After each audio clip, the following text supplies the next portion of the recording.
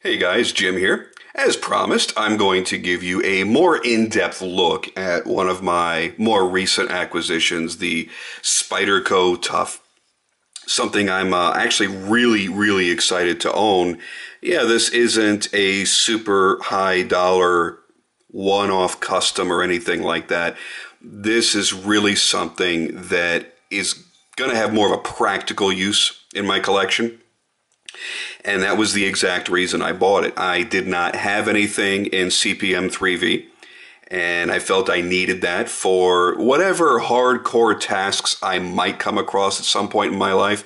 Not that I'm really out there doing hardcore things every day, but I wanted to have something that would live up to that task should I need to. So first things first, let's get some size comparisons out of the way. It's going to be a little hard on this because of the angle. This is going to appear maybe larger or smaller than other knives just because of the angle. If you're holding the handle straight as you see there, you see the blade comes down in a really severe cant. So we'll try to give you the best possible comparisons that we can. So let's see, what do I have in a familiar... we always go back to the old classic large Sebenza. A little bit larger. Let's see, butt to butt.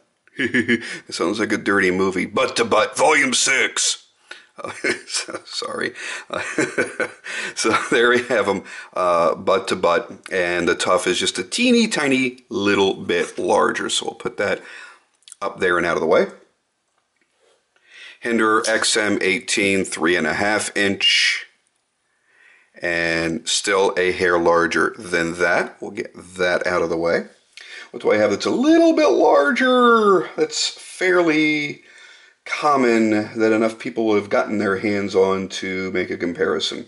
Well, really not so much all that common, but it's at least a knife that we see in plenty of videos across YouTube. To give you an idea, it is just about identical in overall length and overall size as far as the thickness of everything to the Todd Bag Bodega. Now, I feel that the Tuff serves the same purpose as the Hinderer XM18. That was obviously built to be a tool knife. It's turned into something else. It's turned into more of a collector's type of knife, so a lot of people are afraid to use a Hinderer for something like this. So, you know, honestly, for the money spent, I don't see how you can go wrong. I've been playing with it now for the past few days, and I've been in love with it. I only have one little thing that I kind of find is a little bit of a gripe, and I'll discuss that later. I think the fit and finish for a knife in this price range, now I've seen them really range anywhere from the low 200s into 275 range. I just did some searching around, and the best deal I found was a dealer on eBay, and I paid just a touch over 200. I think I paid, I don't know, I said it in my unboxing video, but I think it was like $215 delivered. And I think for $215, this is a really rockin' knife. First off, it's one of the very few knives that Spyderco has made in a titanium frame lock, obviously Chris Reeve frame lock. It's a very short lock bar on this though, and that's providing a greater degree of tension against that blade with the detent ball. So there is a very strong detent to overcome here. Now, I have not had the issue that other people have talked about where it's not smooth or it's like you're having to really crank it out. I mean, this thing flicks nice and easily. As you see, it's pretty darn smooth. I've had zero issues. Aesthetically, it's going to be a love it or hate it thing between the blade shape, the giant fuller on the blade, and the divots that are punched into both the titanium and the G10. Some people are really going to like that look, and some people really are not. And people have been vocal on both sides of the argument, actually. I happen to like it, especially on the tie side. I think I might at some point pimp this side and have a different scale put on, because I don't know that it really works for me aesthetically on this side. I just like it on the tie for sure. Again, with the penis shaped clip, Yeah, I mean, I know this is a clip that Spyderco has used on many models. I know it's pretty popular. I still think it looks like some kind of freakish animal penis, and it's never going to leave my head, period. It's just not going to. I would have rather they took like a little C, a little hook around this side, instead of making that little penis head triangle. But I'll get past that. The blade is fantastic. I love the grind on this blade. You can see that this thing means business. And, you know, it is a big, thick blade, and nobody can take away from that. Even if you have a lot of overbuilt knives in your collection, which I have a few, I think that this is very, very, very impressive. You've got a 3.75-inch blade, and that gives you an overall length of 8.84 inches. So this is not a tiny knife. It's also not, you know, a lot of people say how, oh, incredibly heavy it is. I don't find it to be that heavy. It's 6.5 ounces. Actually, it's 6.6 ounces, so it's under 6.5 ounces. I have knives that are heavier, and as I mentioned in the unboxing video, my XM18 with the carbon fiber scale is a tiny touch heavier than the Spyderco is. And this is a 3.5-inch hinderer, so you know, this is not an uncommon weight to have in your pocket. The way that it feels, it's different. I love how it feels holding it in a standard forward grip like this. I love the very severe thumb ramp that's on there. It's a really comfortable knife like this, but now when you get up onto the choil, you can't leave your thumb on the thumb ramp because it keeps your thumb so far behind. So you really do have to go up here on the blade. I've gotten used to this now. So it's not that big of a deal. I still would have liked to have seen maybe a little swedge cut out there or a little bit of jimping.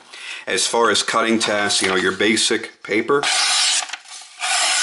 And you'll see I'm doing a push cut. I'm not doing a slice. If I was doing a slice, let's see. You know, that's pretty darn good. On a little bit of a harder material like cardboard, I mean, it really is completely effortless.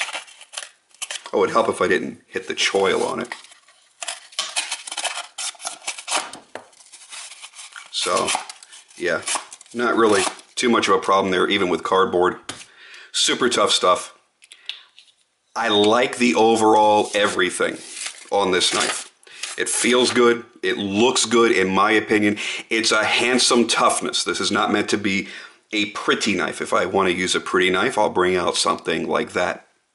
This is much more of a rugged, everyday carry, and that's precisely what it was designed for and precisely what I purchased it for.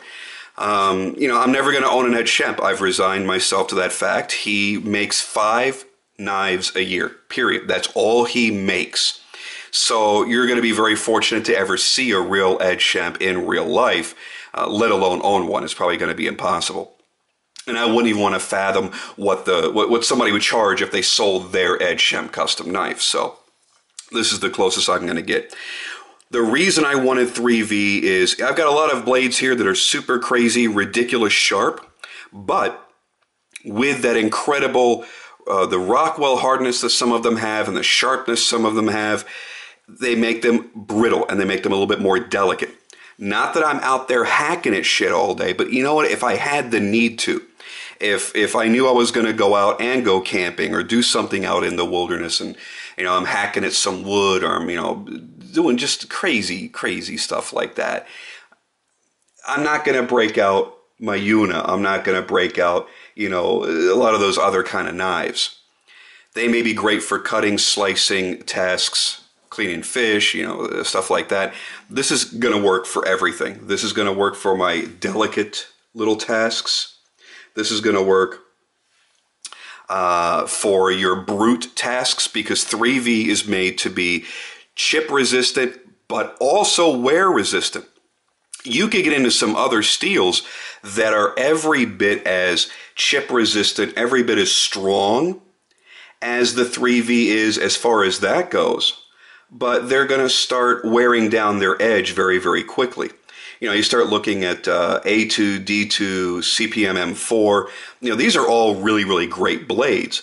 But the thing is, you want something that's going to maintain its impact toughness as well as its wear resistance.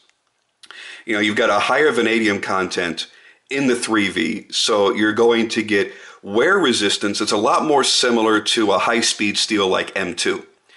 And you're going to get something that you could jam this right through a car door. And you're going to come out with a knife that's perfectly intact. The two videos, you see how smooth that was? I don't know what y'all are talking about. Y'all got some messed up toughs out there, I guess.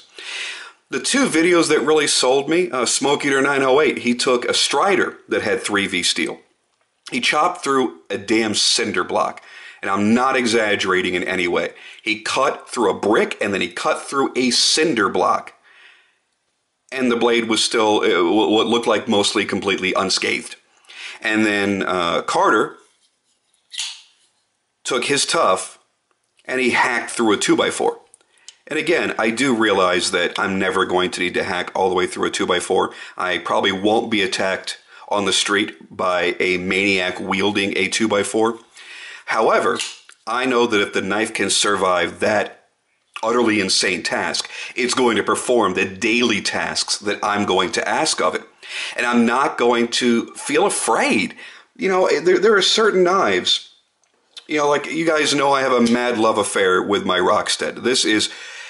It's hard for me to pick a single favorite knife in my collection, but this is right up there. This is amazing for any kind of cutting that I want to do. I mean, it is just completely effortless. It's insane.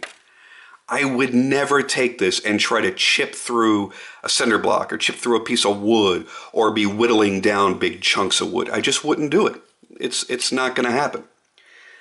A, for the investment, that's a $1,300 knife. B, I would never trust anybody to sharpen that. They suggest that you send it back to Japan to do that. And if I chipped or broke that blade, you know, it's still just a thing, but it would bother me. You know, I'm not saying I would cry over it, but it would really bother me that I destroyed that knife. This is a knife with far less invested. Now, it's still an expensive knife. I'm not going to discount the fact that $200 is still a good amount of money to spend on a knife. But I'd have a little bit less guilt if I were to damage it, and I am far less likely to damage it due to the strength of that 3V steel. And I'm actually going to be getting a couple of more knives in 3V. I have 2 custom orders in with some wonderful, wonderful makers, and I've requested that they make my particular knife in 3V. And I might be looking at, I know the El Patron, there's the flipper version out there in 3V. That might be a nice, because they're like, what, $5 1/4? That might be a nice in-between option. A little more expensive, but still one that's not made to be a beauty knife. You know, you could go on, you don't mind beating on it a little bit. Now, I mentioned that I had a little pet peeve about this knife. A lot of times when I'm closing my knives, see, I don't do the whole two-handed thing where I stick my fingers in there and then I do this. That's just not me. I'm very much a one-handed guy, so I throw my thumb in there. And the way that I close the majority of my knives, I'm holding it like this. I'm going to push over the lock, and I'm going to start pushing with my index finger to get it past the detent. And then I'm just going to drop it in place. If I do that with this, I did it the other day, and you could still see this little mark on my thumb right here from a few days ago. As I'm holding it and I'm pushing down as I'm pushing the lock in, my fingers here, and I didn't realize it, because of the high thumb ramp and shape of the blade, it folded up on me. The second I unlocked it, it broke past that and it went down kind of quick. And just the weight of the blade went down pretty deep. I mean, this is already healed by a few days, but believe me, it was bleeding for about 20 minutes, and I'm like, it doesn't look like it's any bigger than a paper cut, but it went deep. This 3V blade is pretty damn insane. So that's the one and only thing I'm not really a fan of, besides the penis. But maybe change out the scale. I like the tactility to it. I like the grippiness. It's not rough. It's not going to tear up my jeans as I toss this in and out of my pocket. I think overall, if you're looking for a severe use, now even beyond hard use, a severe use knife, and it's still got to be a folder. Okay, obviously severe duty, you're always going to reach for a fixed blade. I get that. But if there's no fixed blade available, or there's no way for you to carry one, and you want to do some severe work, I would suggest this knife. It's thick blade stock. It is a super tough knife in every respect, from the blade construction, the blade steel, to the lock. And I'm telling you right now, this lock bar is insane. You'll get worn out just closing your knife a few times each day. Now, obviously, that's the titanium lock bar. Then you have a steel lock bar face on it. And it's doing two things. Number one, it's interfacing with the blade, obviously, there for the lockup. But it's also serving as your overextender preventer thingamabobby. You know, it's not really a lock bar stabilizer because it doesn't stop the lock bar from going this way, but it does stop it from being overextended. So if you were to get a Tuff and you were unhappy with how tight that was, you would actually have to unscrew that. There's 2 screws, remove it to bend your lock bar out and then reinstall it. I'm not going to mess with that. I saw Carter do that on his, and it really didn't change things for him. So thank you, Carter, for that. You saved me a little bit of work and time. Love the look of the knife. I love the look of the pivot. You've got a real nice custom looking pivot there. Very much like a Todd Rexford kind of look going on there, like on an Epicenter. But it's user serviceable. It just takes a standard Torx right there. So it's really easy to tear this knife down. This is not a complicated, ridiculous, crazy knife. You have a very big blade stop here. It looks like it's 1/4 inch. Locks up nice and solid on opening and closing. Everything about this is well constructed. It is on the high end of a factory knife. I don't feel that it's going to fill the needs if you're looking for a custom or semi-custom. I think this is like a decent mid-tech or a really high-end production knife. Something that Benchmade may charge you $500 or $600 for.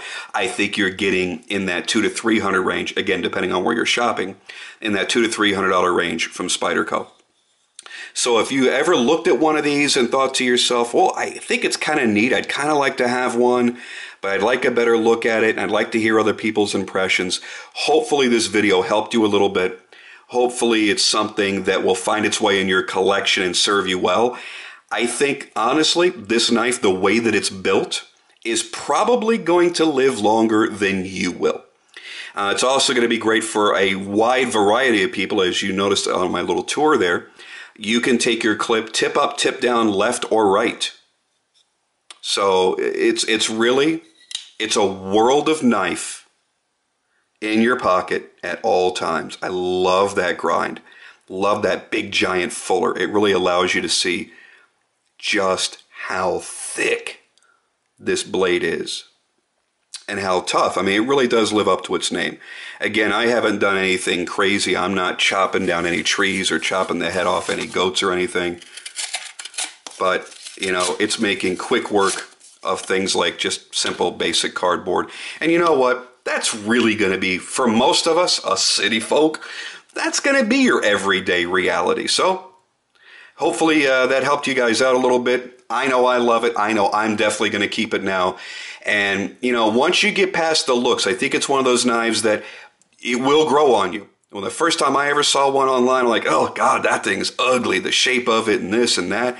And then I started to really like the looks of it. And now that I've got it, you know, again, to be totally honest with you, I think that has a raw, manly, cool, handsome look to it. It's a tool. It looks like a tool. It works like a tool. It's going to require less sharpening over its lifetime than almost any of my other blades. It's going to maintain its edge, and it's not going to chip or break anywhere near as easily as all the rest. And it's going to be fairly, and I say fairly, corrosion resistant, a little bit more than D2. So, you know what? How can you really go wrong? Maybe try one out for yourself, and I'd love to hear your thoughts on it. Leave some comments down below. Thanks.